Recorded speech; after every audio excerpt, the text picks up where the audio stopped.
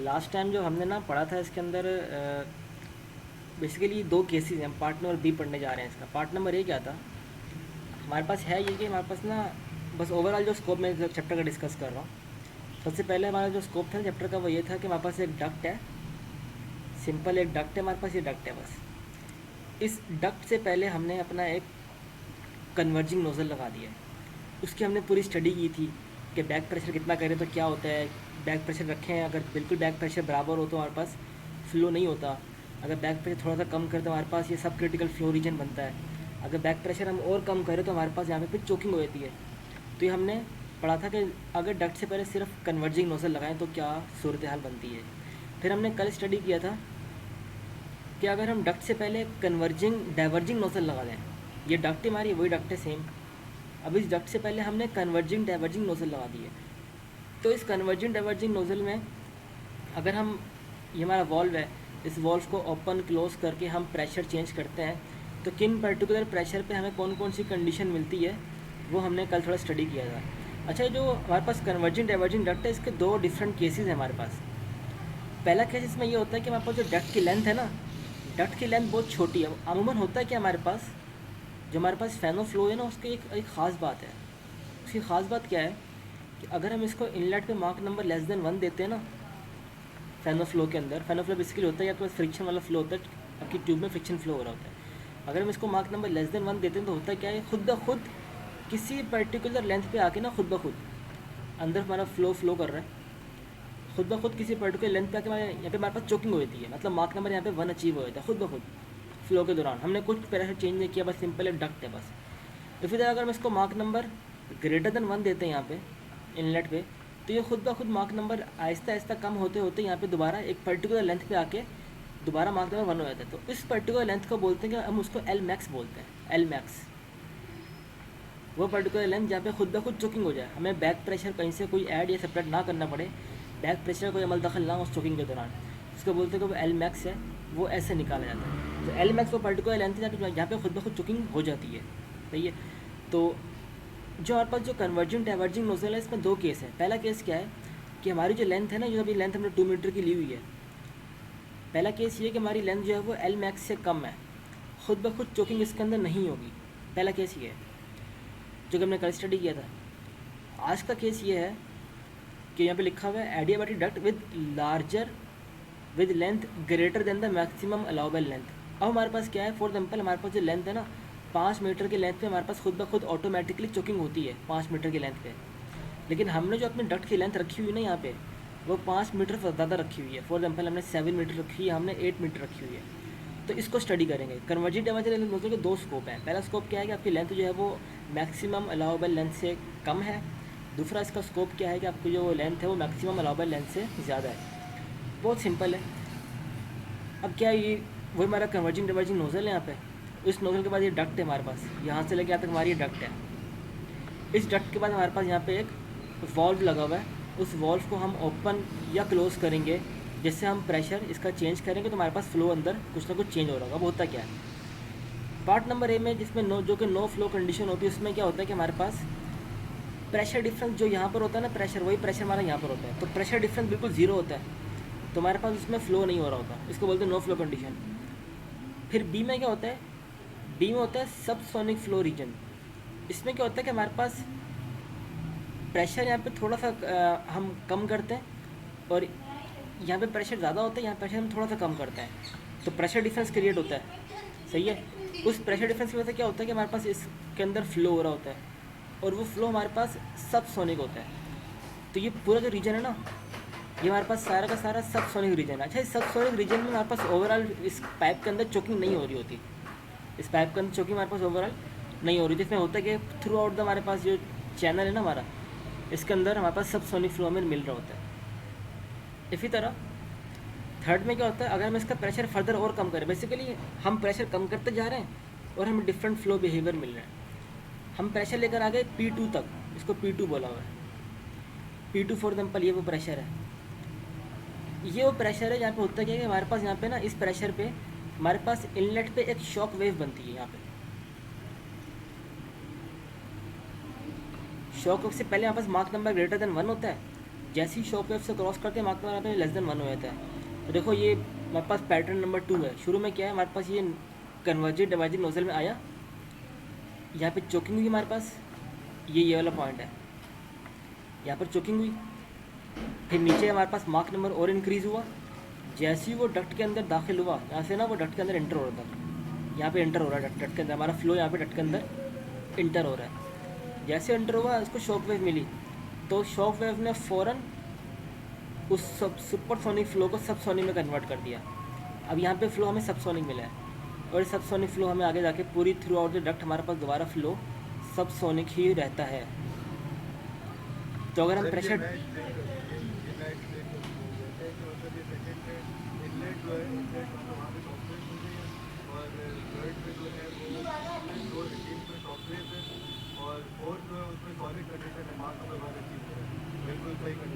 बिल्कुल बिल्कुल सही है, ऐसे ही है, बिल्कुल ऐसे ही है, बिल्कुल ऐसे ही है, बिल्कुल ऐसा। आपको तो आता सारा, चलो फिर भी रिवाइज कर लेते हैं। बिल्कुल ऐसा ही है, बिल्कुल ऐसा ही है। सेकंड पे वही है, आपकी शॉक में शुरू बनती है। थर्ड में क्या, अगर हम प्रेशर और कम करें ना, यहाँ पे ये वही अंग्रेजी में सारा लिखा हुआ है यहाँ पे ना, बिल्कुल सही बोला आपने। अगर हम प्रेशर उससे थोड़ा और कम करते हैं तो उसमें क्या होता है कि हमारे पास शॉक वेव ना इन बिटवीन द डक्ट कहीं ना कहीं बन रही थी। फॉर एग्जाम्पल हमारी शॉक वेव यहाँ बन रही है, या हमारी शॉक वेव इन बिटवीन यहाँ बनती है। तो थर्ड में क्या होता है, हमारा फ्लो ऐसे ही नीचे आता है, यहाँ पे ये नीचे आया, यहाँ तक आया, लेकिन यहाँ से फिर आगे आता है। अभी हमारे पास सुपरसोनिक ही है, लेकिन कहीं बीच में ना इसको शॉक वेव मिल जाती है। वो शॉक वेव करती क्या है कि बीच में ही during the flow in the duct वो करती क्या है कि आपके पास जो सुपरसोनिक फ्लो को ना फ़ौरन अंदर ही उसको सब सोनिक में कन्वर्ट करती है। यहाँ पे जहाँ तक फ्लो सुपरसोनिक था, थर्ड प्रेशर की बात कर रहा हूँ, बीच में उसको शॉक वेव मिली, शॉक वेव ने उसको सुपरसोनिक फ्लो को सब सोनिक में कन्वर्ट कर दिया है। तो वो सब सोनिक में कन्वर्ट हुआ, अब फिर जाके दोबारा वो सब सोनिक रीजन में ही आपको आउटलेट पे सब सोनिक रीजन ही मिल रहा होता है। फिर हमने प्रेशर और कम किया, हम प्रेशर 4 तक लेकर आ गए। ये हमारे पास ना आइडियल कंडीशन है जिसके लिए हमने इसको डिज़ाइन किया हुआ है। आइडियल कंडीशन है जिसके लिए हमने इसको डिज़ाइन किया। इसमें होता क्या है, 4 वाली कंडीशन है, इससे के लिए हमने इसको डिज़ाइन किया हुआ है। ये सोनिक कंडीशन बोलते हैं इसको।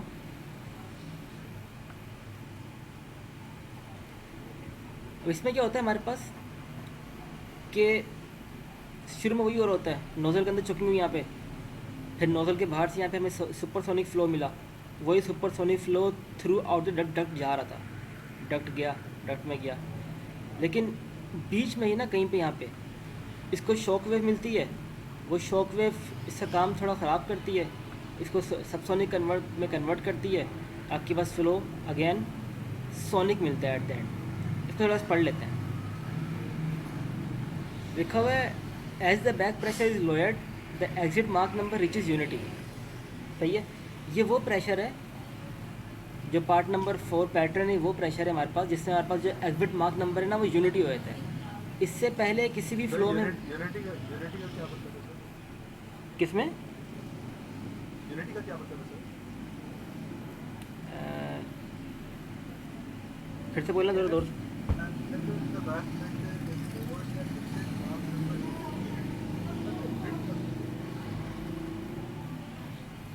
As the back pressure is lowered the exit मार्क नंबर रीचेज यूनिटी। एग्जिट मतलब जैसे बैक प्रेशर हम कम करते हैं ना, यहाँ का मार्क नंबर एग्जिट में, जैसे एग्जिट आपको यहाँ मिल रहा है, ये आपका एग्जिट पॉइंट है ना, यहाँ पे आपको मार्क नंबर यूनिटी मिल रहा होता है। ये सवाल था जी सर, यूनिटी में पूछो, यूनिटी का मतलब ये मतलब 1 अच्छा 1। इसका मतलब सोनिक फ्लो, सोनिक यूनिटी मतलब 1 होता है ना। आपके पास मार्क नंबर 1 का वो जाकर फ्लो सोनिक होता है, तो ये वो है। सही है, लिखा हुआ in this case the normal shock wave has a definite place in the duct. इस केस में ना आपकी जो नॉर्मल शॉक वेव होती है उसकी कोई एक पर्टिकुलर जगह होती है डक्ट के अंदर, वहाँ वो ठहरी होती है। ये एक इंपॉर्टेंट पॉइंट है। जबकि इससे पहले वाले फ्लो में ना, यहाँ पे फ्लो में डक्ट की हमें बाकायदा कोई फिक्स पोजीशन नहीं पता होती, लेकिन इस वाले केस में हमें डक्ट की भी बाकायदा एक फिक्स पोजीशन पता होती है कि डक्ट हमारी जो होगा ना, जो शॉक वेव वही कोई ना कोई एक फिक्स पोजीशन में लाई कर रही होगी। लिखा before the normal shock wave the flow is supersonic and the pressure increase on duct the pressure then rises abruptly across the, ये वही चीज़ें दोबारा लिखी हुई है। After normal shock wave flow become sonic and the pressure decrease on the सही है। अच्छा, इसमें वही लिखा हुआ है कि खुलासा यही है कि आपके पास इस शॉक वेव से पहले पहले ना आपके पास सारा फ्लो सुपरसोनिक होता है, फिर एकदम बीच में ना एक फ़िक्स पॉइंट पे शॉक वेव यहाँ पे बैठी होती है, यहाँ पे आपका फ्लो फ़ौरन सुपरसोनिक सबसोनिक में कन्वर्ट होता है, और उसके बाद आपका पूरा फ्लो सोनिक ही होता है। अगर मैं थोड़ा रब करूँ इसको, ये देख रहे हो आप, इसकी लाइन जो बिल्कुल थोड़ी सी स्ट्रेट जा रही है, थोड़ा बहुत ज़्यादा कर्व नहीं इस लाइन के अंदर, थोड़ी सी स्ट्रेट ही जा रही है। तो ये फ्लो पूरा का पूरा सोनिक ही रहता है ऐसे गुजरने के बाद, जबकि इनमें ना आहिस्ता आहिस्ता मार्क नंबर हमारे पास कुछ इंक्रीज़ हो रहा होता है, इससे मार्क नंबर हमारे पास 1 ही रहता है। इसी तरह अगर हम नंबर 4 से नीचे और लेकर आ जाएं, अपने प्रेशर को और नीचे लेकर आ जाएं, जो कि 5 है ये, अगर हम इस प्रेशर से और नीचे प्रेशर कम करते हैं ना, तो हमारे पास अंडर एक्सपेंशन रीजन बनता है। अंडर एक्सपेंशन रीजन क्या होता है, हमारे pass through out the flow के दौरान हमारा कोई फ़र्क नहीं पड़ता, हमारा फ्लो थ्रू आउट सेम रहता है, लेकिन जैसे ही हम ऐसे बाहर निकल रहे होते हैं ना, हमारे पास एक बिल्कुल ही एब्रप्टली बिहेवियर हमें मिल रहा होता है, और एक डिस्टर्बेंस सा हमें प्रेशर फ्लो आउटवर्ड मिल रहा है, प्रेशर और कम कर दें हम। अच्छा, ये चीज़ तो आसान थी, असल चीज़ ये है, अगर मैं फ़्लो नंबर 1 की बात करूँ ना, जिसमें प्रेशर मेरा बराबर था, जिसमें नो फ्लो कंडीशन है, उसमें फ़्लो हुआ ही नहीं, तो वो यहाँ पे शो कर ही नहीं सकते हम, क्योंकि नो फ्लो कंडीशन है, शो कर नहीं सकते। इस तरह अगर हम इसकी बात करें इस वाली लाइन की, कि हमारे पास प्रेशर शुरू में मार्क नंबर 1 के बाद ये हुआ, फिर यहाँ से ऊपर गया और इधर आया, देखो इसको मैं यहाँ पे कैसे शो करूँगा। शुरू में देखो यहाँ पे है क्या, इनलेट पे क्या है मेरे पास, यहाँ पे सुपरसोनिक फ्लो है ना, तो होता क्या है, ये पॉइंट है ना, पॉइंट, इस पॉइंट से नीचे सुपरसोनिक होती है हर चीज़ सुपरसोनिक यहाँ पे पॉइंट से नीचे, और इस पॉइंट से ऊपर जो कर्व है ना, यहाँ पे सबसोनिक होता है हर चीज़। तो पॉइंट नंबर 2x क्या है, कि मेरे पास वो पॉइंट है जो कि सुपरसोनिक, देखो ये लिखा हुआ है 2x, मेरा सुपरसोनिक वाला पॉइंट है। अब 2x पे होता है क्या, फ़ौरन ये 2x से जा रहा है 2y पे, मतलब इसको शॉक वेव मिली है, और वो शॉक वेव इसकी जो मार्क नंबर ग्रेटर देन 1 से उसको फ़ौरन कम करके लेस देन 1 करता है। ये देखो, तो इसको अगर हम इस डायग्राम में शो करें, देखो मार्क नंबर यहाँ पे ग्रेटर देन 1 था, ये सुपरसोनिक रीजन था, बीच में इसको शॉक वेव मिली, शॉक वेव ने किया क्या, इसको यहाँ पर उठा के सबसोनिक वाले रीजन में भेज दिया, ये सबसोनिक पे आ गया, फिर सबसोनिक के बाद दोबारा वो एग्जिट पे जा रहा होता है, तो देखो ये दोबारा एग्जिट पे आके यहाँ पे ख़त्म हो गया। अभी तक इसका मार्क नंबर यहाँ पे 1 अचीव नहीं हुआ, ये सबसोनिक फ्लो में ये अलाइ कर रहा है। इसी तरह अगर इस वाले फ्लो की बात करें, ये वाला फ्लो देखो यहाँ पे सुपरसोनिक है, देखो ये वाला फ्लो यहाँ पे सुपरसोनिक है, इसके बीच में शॉक वेव मिलती है, शॉक वेव क्या करती है, इसको सुपरसोनिक सबसोनिक में कन्वर्ट करती है, देखो यहाँ पे इसको शॉक वेव मिली, शॉक वेव ने इसको सुपरसोनिक से सबसोनिक में कन्वर्ट कर दिया, ये सबसोनिक में कन्वर्ट हुई, और उसके बाद फिर फ्लो आगे बढ़ा, ये देखो फ्लो आगे बढ़ा, लेकिन फ्लो आगे बढ़ा, फ्लो का मार्क नंबर अभी तक 1 अचीव नहीं हुआ। इस तरह अगर हम थर्ड वाले फ्लो की बात करें, थर्ड वाले फ्लो यहाँ से आता है, ये सारा सुपरसोनिक है, और यहाँ से ऊपर इसको शॉक वेव मिलती है, देखो यहाँ भी यही है, हमारा थर्ड वाला फ्लो यहाँ से स्टार्ट हुआ, यहाँ तक आया, यहाँ पे इसको शॉक वेव मिली, शॉक वेव करती क्या है, इसको सुपरसोनिक फ्लो सबसोनिक में कन्वर्ट कर दिया, देखो उसने क्या किया, सुपरसोनिक फ्लो को उसने सबसोनिक में कन्वर्ट कर दिया, ये कन्वर्ट हो गई यहाँ पे सबसोनिक में, ये रहा। फिर इसके बाद क्या करता है, वो मार्क नंबर 1 तक जाता है, तो जैसे यहाँ तक आया ना, तो ये मार्क नंबर 1 तक लेकर गया है इसको। जो आपका 4 का पैटर्न है वही एज इट इज़ आपका 5 का पैटर्न भी होता है डक्ट के अंदर अंदर, लेकिन जैसे ही 5 डक्ट के बाहर निकलती है ना, आपके पास वहाँ पे एक डिस्टर्बेंस कॉज होती है, बाकी सारा 4 5 आपका सेम ही होता है। कोई सवाल है इसमें?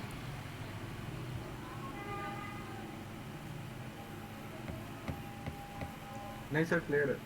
ठीक है, इसको ऊपर तो फिजिकल में देख लेंगे इसको भी, लेकिन यहाँ पे चैप्टर नंबर 6 हमारा इख्तिताम पजीर होता है। चैप्टर नंबर 7 की थोड़ी भी थ्योरी कर लेते हैं अभी।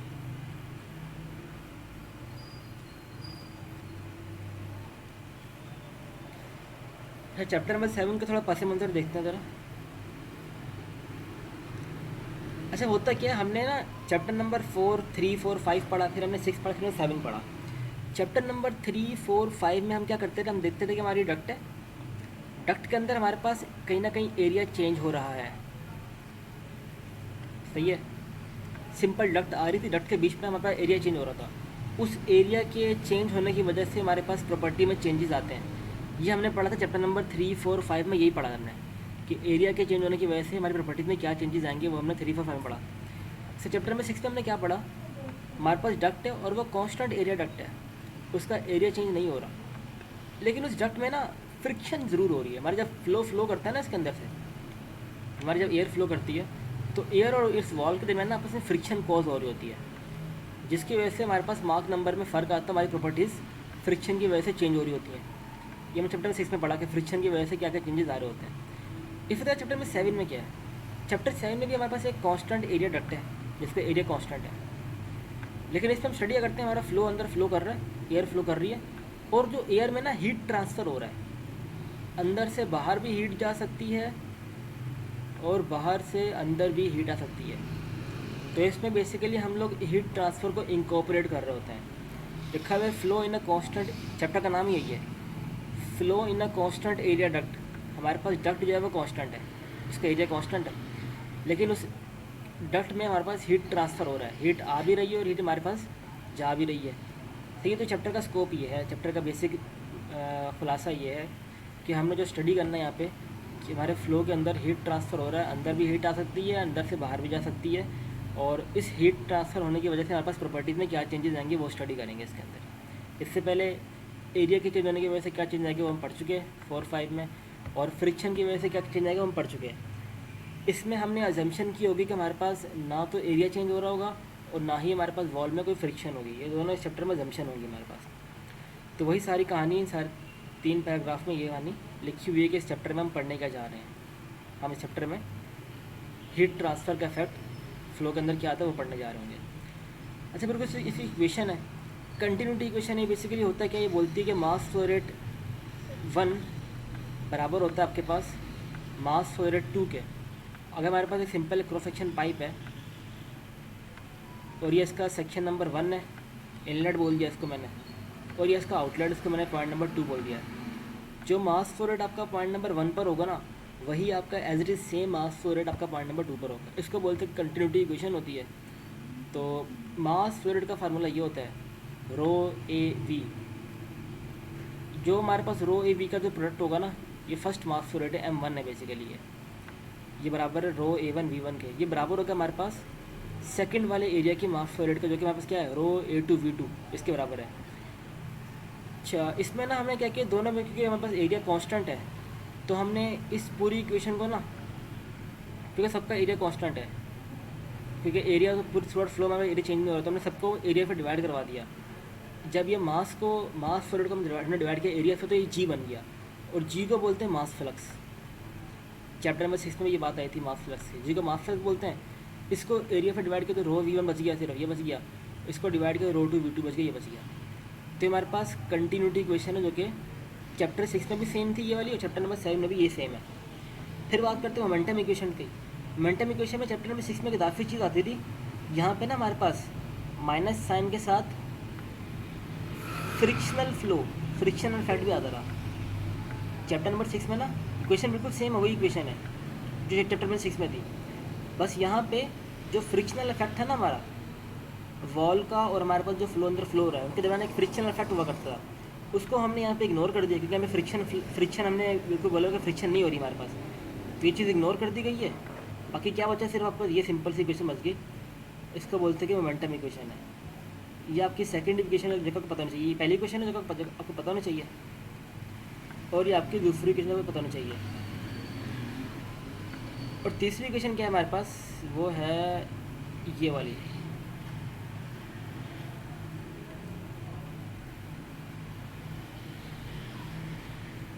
इससे बेसिकली हम चेक करते हैं कि हमारे पास जो heat first law of thermodynamics ना, फर्स्ट लॉ ऑफ थर्मोडायनेमिक्स बोलती क्या है कि आपकी एनर्जी ना तो आप प्रोड्यूस कर सकते हो और ना ही आप एनर्जी ख़त्म कर सकते हो, लेकिन आप एनर्जी को चेंज कर सकते हो एक फॉर्म से दूसरी फॉर्म में। अब हुआ क्या था, हमने जो हमारा ये डट थी ना हमारी, हमने अपनी डट में इनिशियल मार्क नंबर भेजा था 1। फॉर एग्जांपल हमने मार्क नंबर भेजा यहाँ पे 5 भेजा था डट के इनलेट पे, और हमें एग्जिट में मार्क नंबर मिला। फॉर एग्जांपल हमें एग्जिट में मार्क नंबर 1 मिल गया, सही है। इनिशियल में मार्क नंबर 5 थे और हमें एग्जिट में मार्क नंबर 1 मिल गया, तो हमारे पास मार्क नंबर चेंज हुआ है।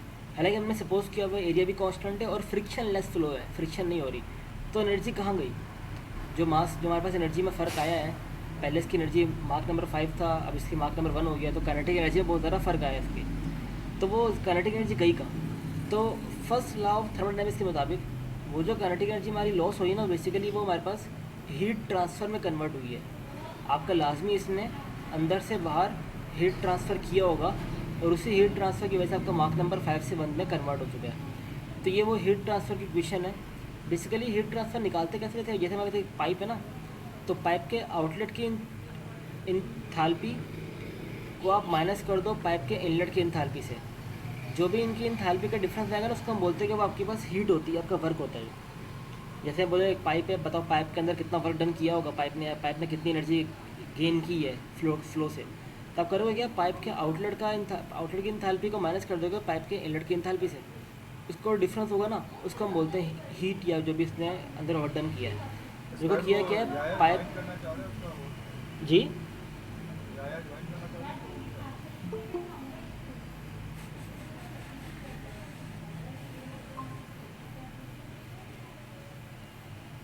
अच्छा, तो इसमें थर्मोडायनेमिक्स का लॉ है, इसमें यही है कि आपके पास जो हीट ट्रांसफ़र आपकी जो हो रही है वो आपकी बेसिकली डिफरेंस होता है आपके आउटलेट का माइनस इनलेट का।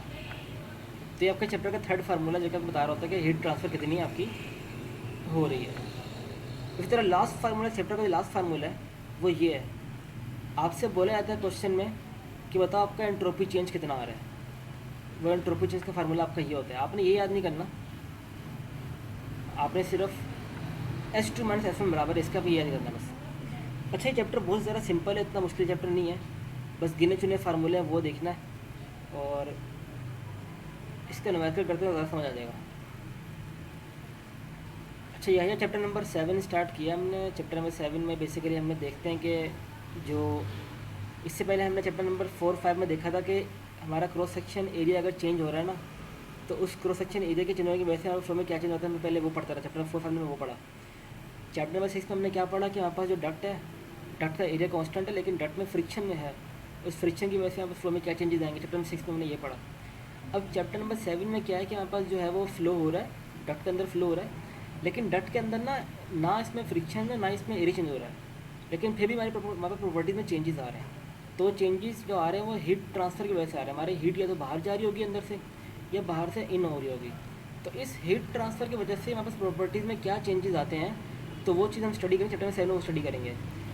जैसे कि इसका नाम है flow in a constant area duct, हमारे पास डक्ट जो है वो कांस्टेंट है और उसमें हीट ट्रांसफ़र का इफेक्ट क्या हो रहा होता है वो स्टडी करेंगे इसके अंदर। इसके अंदर बेसिकली 3 इक्वेशन अभी मैंने बताई थी। पहली इक्वेशन आपके पास कंटिन्यूटी इक्वेशन होती है, जो कि ये है, जो आपको याद करनी है चैप्टर में। दूसरी इक्वेशन आपकी ये है, मोमेंटम इक्वेशन है। इससे पहले जो हमने चैप्टर नंबर 6 पढ़ा था, उसमें मोमेंटम इक्वेशन में एक इजाफी चीज़ थी, ये फ्रिक्शनल फोर्स एक इजाफी चीज़ थी। क्योंकि यहाँ पे हमने सपोज किया कि हमारे पास जो फ्रिक्शन लेस फ्लो है हमारे पास, इसलिए हमने उसको यहाँ पे फ्रिक्शन का पैरामीटर नहीं, बाकी सारे 4 पैरामीटर यहाँ पे इन्वॉल्व है। तीसरी इक्वेशन हमारे पास ये है, जब भी हमारे पास हीट ट्रांसफ़र किसी पाइप से हो रही है, जैसे कि एक डक्ट से हीट ट्रांसफ़र हो रही है और हमें चेक करना है कितनी हीट ट्रांसफ़र, तो हम करेंगे क्या, हम सिर्फ आउटलेट की इंथैल्पी को ना माइनस कर देंगे इनलेट की इंथैल्पी से, तो हमारे पास आ जाएगा कि कितनी हीट हमारी ट्रांसफ़र हुई है उस डक्ट के अंदर से। और लास्ट हमारे पास है ये, हमें बेसिकली ये एक नॉन आइसोट्रोपिक फ्लो होता है। इस नॉन आइसोट्रोपिक फ्लो में हमारे पास एंट्रोपी चेंज हो रही होती है। आउटलेट की एंट्रोपी जाहिर सी बात है ज़्यादा होगी इनलेट की एंट्रोपी से, तो वो एंट्रोपी चेंज हम इस फार्मूले से कैलकुलेट कर रहे होते हैं। चैप्टर बहुत ज़्यादा आसान है, इतना बड़े भी नहीं है। इसके बाद एक और क्लास होगी, ख़त्म हो जाएगा ये। एग्जाम्पल में 1 देखते हैं इसकी। यहाँ तक क्लियर है? हाँ सही है, यस सर। ठीक है, आगे स्टार्ट करते हैं। Example number 1।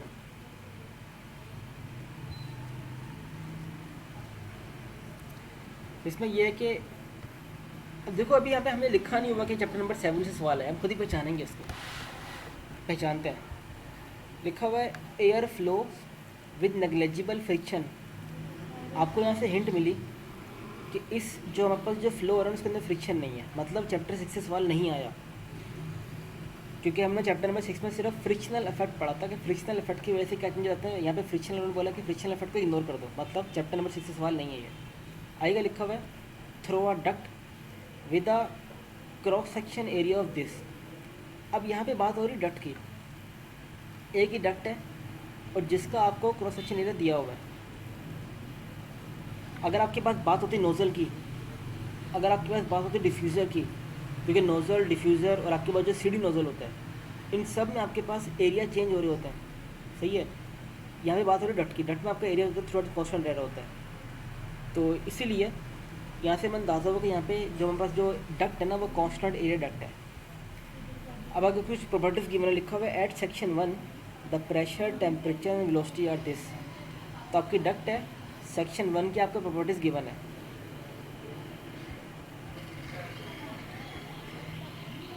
सेक्शन 1 की प्रॉपर्टी प्रेशर भी गिवन है, टेम्परेचर वेलोसिटी भी गिवन है। और इसी तरीके से at section 2 the pressure is this, section 2 का प्रेशर आपको गिवन है, ये रहा। डिमांड क्या है उनकी डिमांड ये है if the air is heated between 1 and 2, और एयर को ना हम हीट कर रहे हैं। यहाँ से आपको अंदाज़ा हुआ कि हम अपने डट के अंदर हीट ऐड कर रहे हैं, यहाँ से आप बिल्कुल श्योर हो गए।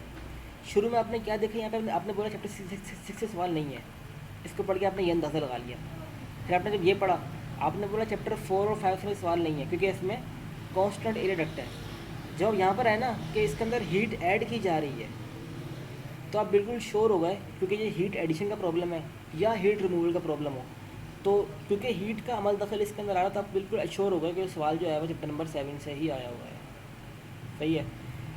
अब बोला वो डिटरमाइन द प्रॉपर्टीज सेक्शन 2, आपको सारी प्रॉपर्टीज़ गिवन है सेक्शन नंबर 1 पे, आपको सेक्शन नंबर 2 की सारी प्रॉपर्टीज़ प्रेशर के अलावा बाकी सारी प्रॉपर्टी में निकालनी है। इसी तरह अमाउंट ऑफ हीट ट्रांसफ़र, कितना हीट ट्रांसफ़र इस फ्लो के अंदर आपका हुआ है, क्योंकि आप बाहर से इसके अंदर इसके अंदर हीट ऐड कर रहे हो, पूछना चाह रहे हैं आपसे बताओ कितना हीट ट्रांसफ़र इसके अंदर आया हुआ। अब तीसरी चीज़ क्या है, द एंट्रोपी चेंज, इस फ्लो के दौरान कितनी एंट्रोपी में हमारे पास चेंज आएगा वो भी आपने बताना है इसके अंदर। तो ये 3 चीज़ आपसे डिमांड की गई है, बहुत सिंपल सवाल है। बेसिकली चैप्टर नंबर 4 हमारा रिवाइज ही हो रहा है यहाँ पे।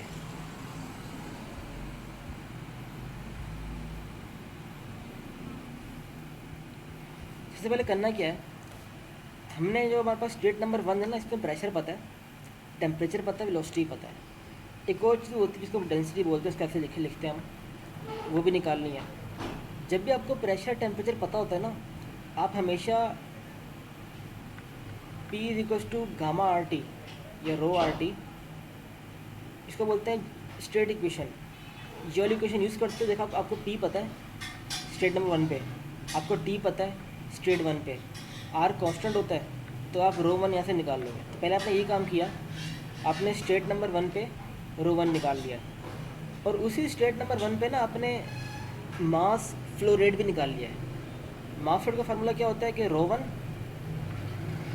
A1 और V1, मतलब इस स्टेट की आपको डेंसिटी, एरिया और वेलोसिटी पता होनी चाहिए, आप यहाँ का मास फ्लो रेट निकाल लो। तो हमने वही किया, हमने स्टेट बेसिकली हमारा टारगेट क्या है, हमारा टारगेट ये है कि सबसे पहले हमें देखो, हमारा काम तो ये है, हमें स्टेट नंबर 2 की सारी प्रॉपर्टीज़ चाहिए, लेकिन उस स्टेट नंबर 2 की सारी प्रॉपर्टीज़ निकालने से पहले हम अपना सारा होमवर्क स्टेट नंबर 1 पे करेंगे।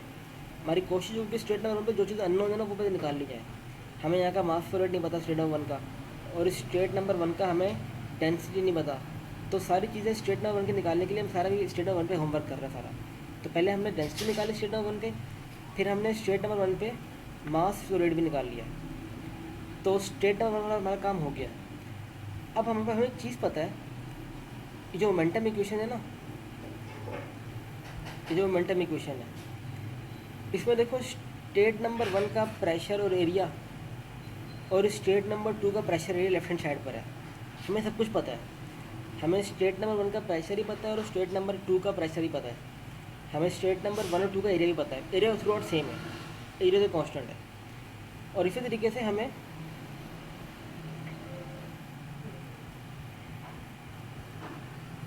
देखो ये हमने ना मोमेंटम इक्वेशन लगाई है। हमें स्टेट नंबर 1 का एरिया पता है, प्रेशर ही पता है, स्टेट नंबर 2 का एरिया प्रेशर पता है। देखो ये प्रेशर स्टेट नंबर 2 का पता है, पता क्या नहीं है हमारे पास। अब देखो ये जो लिखा हुआ है ना रो 2 V2A, बेसिकली ये लिखा हुआ है m डॉट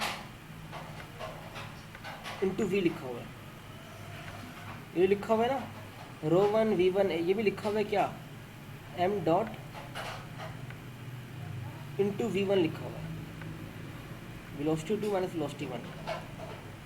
होता क्या जो लिखा हुआ है ना रो V और A, ये बेसिकली मास फ्लो रेट को वेलोसिटी से मल्टीप्लाई किया गया है। मास फ्लो रेट क्या होता है, रो वी ए होता है, ये हमारे मास फ्लो रेट होता है। अगर हमें मास फ्लो रेट को वेलोसिटी से मल्टीप्लाई कर दो तो क्या हो जाएगा, रो वी स्क्वायर ए हो जाएगा।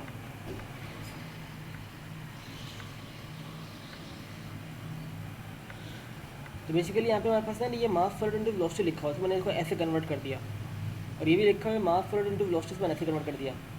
अब इन दोनों में से मास फ्लो रेट कॉमन ले लिया गया है, तो v2 माइनस v1 आ गया। और हमारी क्वेश्चन क्या बन गई, ये चीज़ जो है वो बराबर है इस चीज़ के।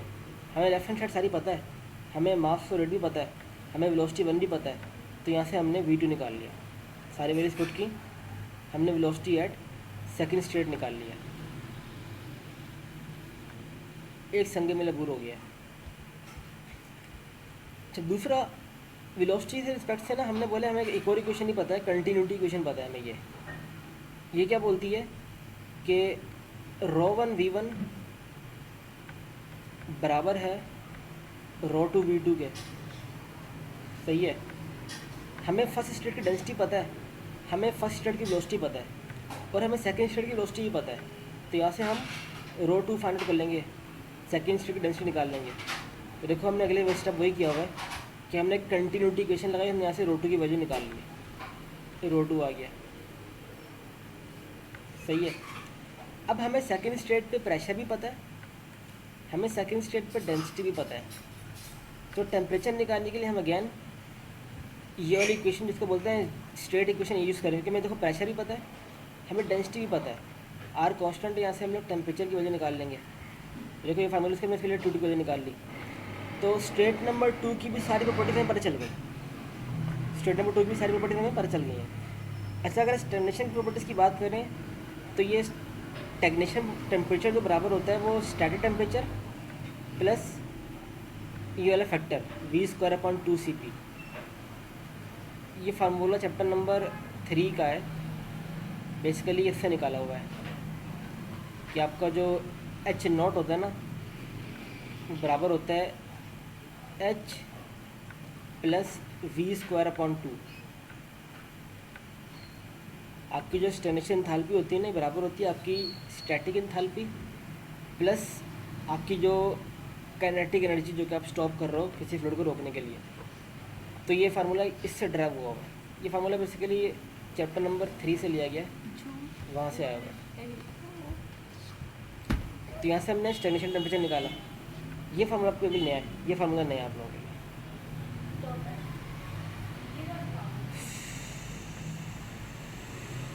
इसको देखो याद करना आसान है वैसे, इसके लिए P02/P2 है और ऊपर भी T02/T2 है और K/K-1 है। याद कैसे करोगे इसको? चलो देखता हूँ कि इसका टेबल होता है, टेबल से ज़्यादा आसान होगा, वैसे याद करना बहुत ज़्यादा हो जाएगा। ये वैसे भी ये टेबल ग्राफ हमें गिवन होगा, चार जो फार्मूला शीट हमें गिवन होगा इसमें फार्मूला लिखा होगा ये वाला। बेसिकली हमारे पास आइसोट्रोपिक प्रॉपर्टीज़ कहलाती है हमारे पास, तो ये उससे निकला हुआ है ये। तो हमने प्रेशर भी निकाल लिया इससे। इसी तरह हमने फर्स्ट स्टेट का, जो हमारे पास ये फर्स्ट स्टेट थी, इस फर्स्ट स्टेट पे भी हमने अपना स्टैग्नेशन टेम्परेचर निकाल लिया। हमें पता क्या है, अब हमें दोनों स्टेट पे स्टैग्नेशन टेम्परेचर पता है और हमें दोनों स्टेजेस का स्टैग्नेशन प्रेशर ही पता है। बेसिकली हमने स्टैग्नेशन टेम्परेचर निकाले क्यों? क्योंकि पार्ट नंबर बी में ना, पार्ट नंबर बी में हमें अमाउंट ऑफ हीट ट्रांसफ़र निकालना है, और अमाउंट ऑफ हीट ट्रांसफ़र निकालने के लिए आपको ये वाला फार्मूला यूज़ करना है, जो कि बराबर होता है m.Cp T02 - T01। अच्छा, हमने फार्मूला पढ़ा ये m.H02 - H01। बेसिकली जो H होता है ना, H बराबर होता है T/Cp के। सही है, तो इस H02 को लिख सकते हैं हम लोग T02 Cp माइनस इसको लिख सकते हैं हम T10 Cp। तो इन दोनों में से मैंने Cp की वैल्यू अगर कॉमन ले लूँ और बाहर निकाल दूँ, Cp की वैल्यू बाहर निकाल तो वो m डॉट के साथ आ जाएगा। देखो वही है, Cp यहाँ पे बाहर आ गया, m डॉट के साथ आ गया, अंदर T2 - T1 आ गया। यहाँ पे T02 पता है हमें, T01 पता है, वैल्यू लग गई क्योंकि हमने ऊपर निकाली हुई है। यहाँ से हमारे पास अमाउंट ऑफ हीट ट्रांसफ़र आ गया, ये आ गया। और इसी तरह चेंज ऑफ इंथैल्पी ऐसे निकलेगी, इसका फार्मूला ये याद करना है, इसके लिए माजरत, ये फार्मूला याद करना है, ये वाला। तो इस फार्मूला से वैल्यूज पुट करनी है, आपके पास यहाँ पे कितनी इंथैल्पी में चेंज है वो भी आ जाएगा, एंट्रोपी में कितना चेंज वो भी आ जाएगा।